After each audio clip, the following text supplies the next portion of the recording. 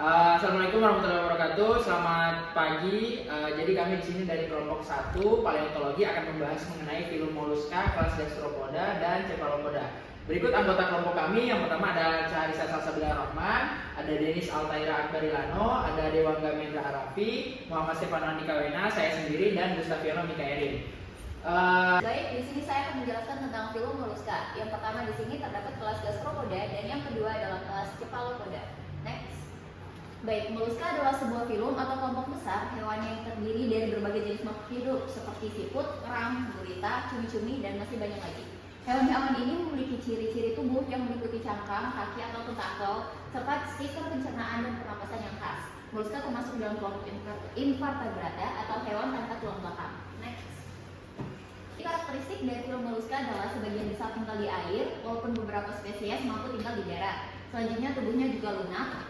Tubuhnya terbagi menjadi 3 bagian, yaitu kepala, massa visceral, dan kaki ventral. Tubuhnya juga dilindungi oleh mantel dan cakram. Terus, kaki ventral merupakan otot yang membantu moluska bergerak. Terdapat juga radula, yaitu lidah bergerigi yang digunakan untuk menghaluskan makanan. Radula hanya ditemukan pada moluska. Next. Berikut morfologi umum dari filum moluska. Pada siput memiliki cangkang lingkar yang melindungi tubuh. Selanjutnya yang pada kerang terdiri dari cangkang bivalvia atau 2 bagian yang memiliki tubuh lunak di dalamnya. Selanjutnya cumi-cumi, tubuh berotot yang aerodinamis dengan tentakel dan sirip kecil. Dan terakhir adalah gurita, memiliki 8 lengan, tubuh lunak tanpa cangkang, dan paruh kecil untuk makan mangsa. Next. Berikut paleontologi dari filum moluska. Hewan ini mulai bermunculan pada zaman Paleozoikum dalam kehidupan bium hingga sekarang. Selanjutnya filum moluska kelas Gastropoda. Berikut Gastropoda berasal dari bahasa Yunani gaster atau perut, podas yaitu kaki, yang artinya hewan yang kakinya berada di perut atau perutnya digunakan sebagai kaki. Gastropoda dapat hidup pada daratan, perairan tawar sampai lautan. Jenis-jenis Gastropoda pada umumnya banyak ditemukan sebagai epifauna dan fauna pohon. Next. Berikut karakteristik dari kelas Gastropoda. 1. Tubuh berotasi atau torsion, cangkang spiral, foot muskular, kepala dengan tentakel, kebiasaan habitat yang luas, respirasi dengan insang atau paru-paru, reproduksi yang beragam. Berikut morfologi dari kelas Gastropoda, yaitu terdapat apeks atau puncak di ujung cangkang. Selanjutnya apertur, lubang tempat keluar masuknya kepala dan kaki. Operculum penutup cangkang. Whorl, satu putaran cangkang terakhir disebut dengan body whorl. Spire, susunan whorl sebelum body whorl. Sutur, garis yang terbentuk oleh pelekatan antar spire. Terdapat pula umbiculus volumella. Selanjutnya, tipe cangkang Gastropoda juga terdiri dari 17 tipe, yaitu beberapa diantaranya itu tipe konikal, bikonikal, dan off-konikal. Next. Selanjutnya adalah paleontologi dari kelas Gastropoda. Gastropoda hidup di berbagai lingkungan, dari laut, air tawar, hingga darat. Selanjutnya, mereka juga memiliki jenis cangkang dan adaptasi mereka membantu ilmuwan dapat mengidentifikasi kondisi lingkungan masa lampau. Misalnya fosil Gastropoda laut ditemukan di sedimen laut dangkal. Hal ini menunjukkan adanya lingkungan laut purba, sedangkan Gastropoda darat mengindikasikan ekosistem darat. Berikut adalah subkelas dari kelas Gastropoda. Ada yang pertama ada Prosobranchia, Opisthoboranchia, dan Pulmonata. Pada Prosobranch umumnya merupakan hewan laut dan berakar setengah lincah. Cangkangnya terdiri dari serangkaian lingkaran pada beberapa tahap siklus hidupnya. Pada subkelas ini terdiri dari 3 ordo. Yang pertama itu adalah Archaea Gastropoda. Ada keong, ormer atau abalon, dan cangkang atas memakan alga. Cangkangnya dilapisi dengan cangkang induk mutiara dan biasanya tidak memiliki operculum. Pada banyak spesies, cangkang hanya melingkar pada tahap muda. Cangkang dewasa terdiri dari satu lingkaran besar yang mengembang.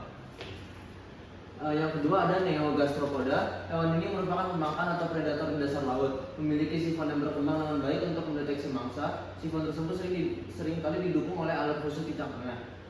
Neogastropoda memiliki operculum. Cangkangnya tidak dilapisi dengan cangkang kerang mutiara. Karnivora yang lebih besar yang hidup di dasar laut dan termasuk dalam kelompok ini biasanya memakan Mollusca bivalvia. Gastropoda lain bulu babi, cacing, Polychaeta, atau bahkan ikan. Banyak yang menggali ke dalam pasir untuk mencapai mangsanya. Yang ketiga ada Opisthoboranchia. Pada siput laut dan kerabatnya, cangkang mengecil tidak ada. Gastropoda ini sering berwarna cerah dengan insang yang senang dan berwarna cerah. Next ada ordo Nudibranchia. Nudibranchia tidak memiliki cangkang dan seringkali berwarna cerah. Mereka memakan hewan yang tidak bergerak seperti hidroid, anemon laut, karang lunak, spons, dan telur ikan. Setiap spesies biasanya terbatas pada satu jenis mangsa. Beberapa nudibranch menggunakan nematosis mangsa cnidaria dalam pertahanan mereka sendiri dan menahannya di saluran pencernaan mereka sendiri.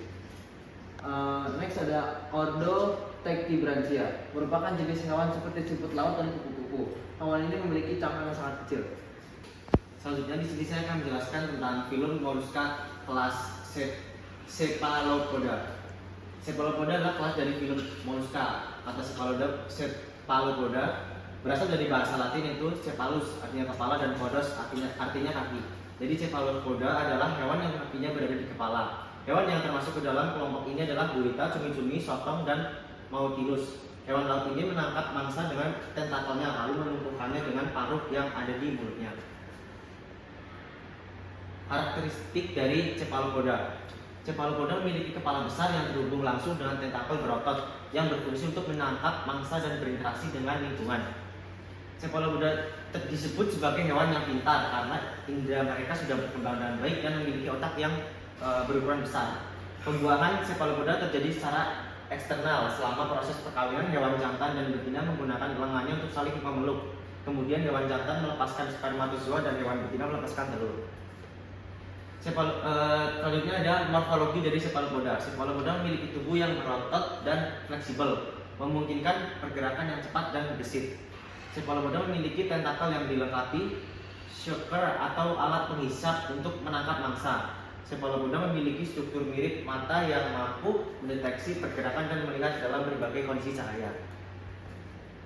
Lalu ada paleoekologi Cephalopoda. Cephalopoda muncul dan berkembang sejak periode Kambrium yang menghuni lautan purba, berperan sebagai predator puncak dalam ekosistem laut purba selama era Paleozoikum dan Mesozoikum. Fosil Cephalopoda menunjukkan bahwa mereka beradaptasi dengan berbagai lingkungan laut dari laut dangkal hingga kedalaman yang lebih dalam. Selanjutnya saya akan menjelaskan subkelas Nautiloidea.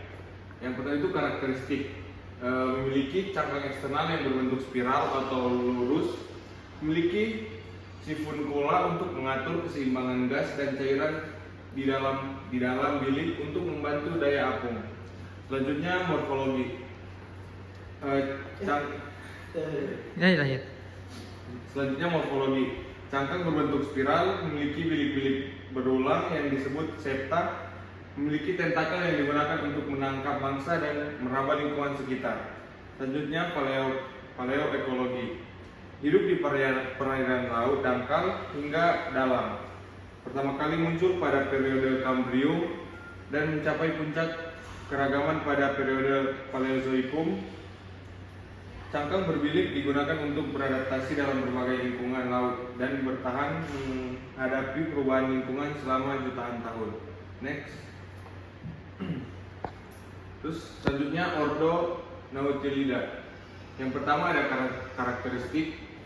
Karakteristiknya itu cangkang eksternal berbentuk spiral, berfungsi untuk melindungi tubuh lunak dari predator, memiliki kemampuan mengatur daya apung melalui sistem bilik dalam cangkang yang diisi gas. Selanjutnya morfologi.